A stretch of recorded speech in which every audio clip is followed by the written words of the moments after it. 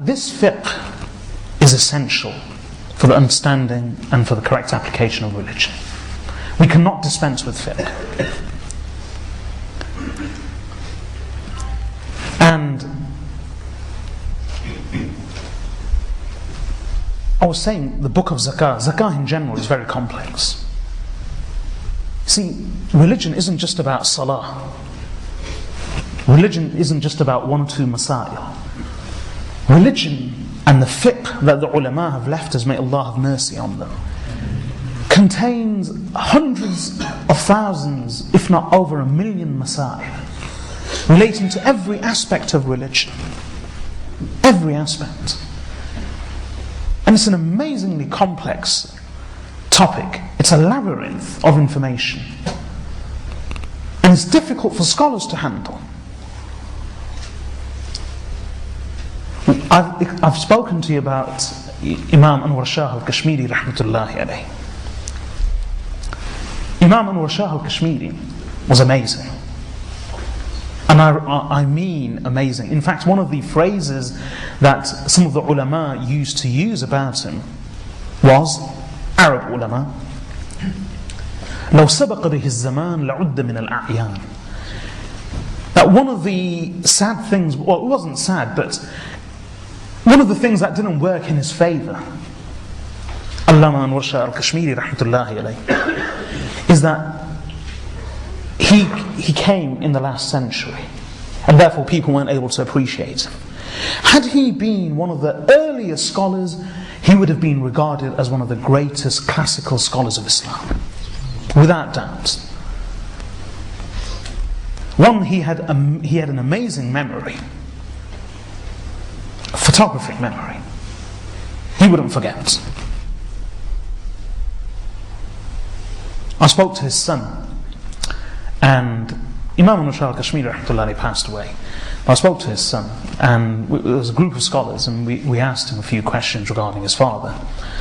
And one of them was this famous question, that is it true that your father had a photographic memory? And he said, yeah, many of the greatest ulama would ask Allama Anwar Shah Kashmiri about his memory. And this was his reply, consistent reply. He said, if I read a book by skimming through it, I probably won't forget that book or what I've read for a good 30 years. But if I ever read a book properly, not skimming through it, but actually reading it, inshallah, I will never forget it for the rest of my life. It's true. Once whilst teaching Bukhari, he mentioned something from Fathul Qadir, which is a commentary of a Hanafi book of fiqh, Al-Hidayah. Fathul Qadir is written by Kamaluddin ibn Humam, rahmatullahi alayhi, famous faqih and muhaddith. So after quoting and citing a paragraph, Allama Anwar Shah Kashmiri rahmatullahi alayhi said, I read that book 36 years ago. And if you were to, and I have never read it since. I read it once and I haven't read it since. If you were to go back, and you know how many, depending on the publication, Fathul Qadir can be available in 20, 25 volumes. It's a huge book.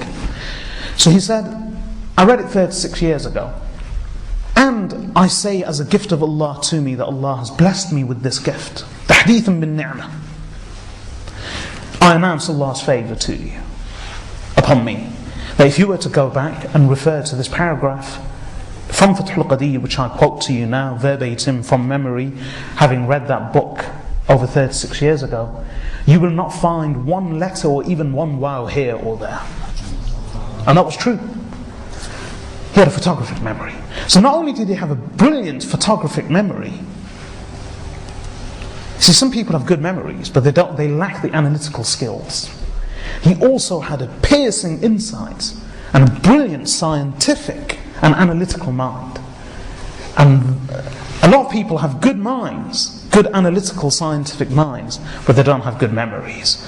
Those who possess both a good memory as well as piercing insight and brilliant analytical skills, that's a lethal combination. Very few people have that. Imam Anwar Shah Kashmiri rahmatullahi possessed both. And he was amazing. He would comment on issues of philosophy, dialectics, all manner of things, so much so that Imam Anwar Shah, I've got a reason for mentioning this.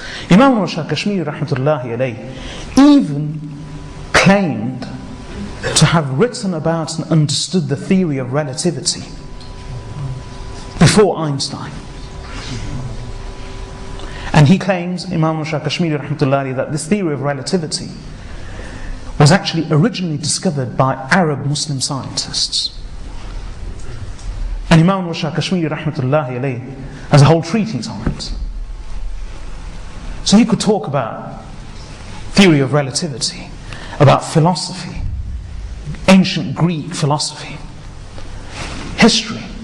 He was amazing. I mean, when he's talking about Bukhari, just by passing, he would say things like, this narrator in this chain, amongst thousands of narrators, he just say as a comment, he said, this narrator is one of the students of Imam Zufar, but his position is this, his position is that.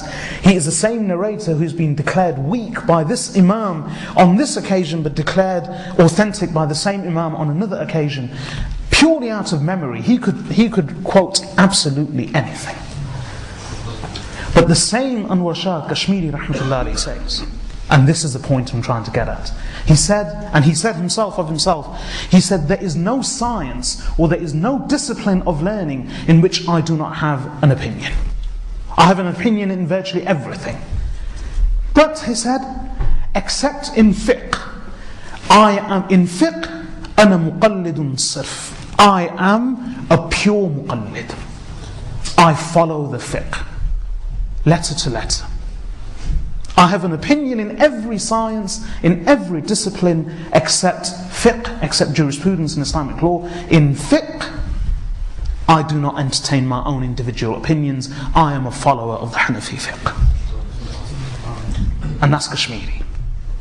Of course, roles are reversed now. Those were the old days. Now, we don't have an opinion.